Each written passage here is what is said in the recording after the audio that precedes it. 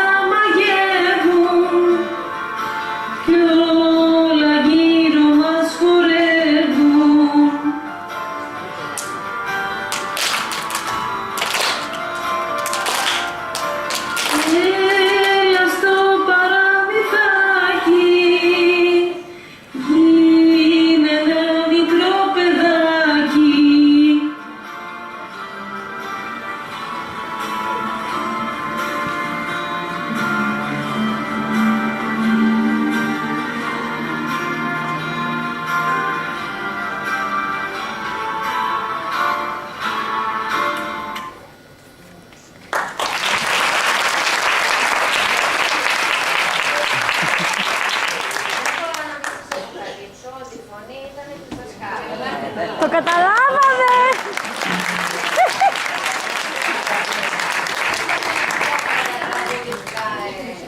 Έχουμε ανακηρύξει την ποιήτρια και την τραγουδίστρια της ομάδας μας, ναι. Γιατί ποτέ κανείς δεν ξέρει,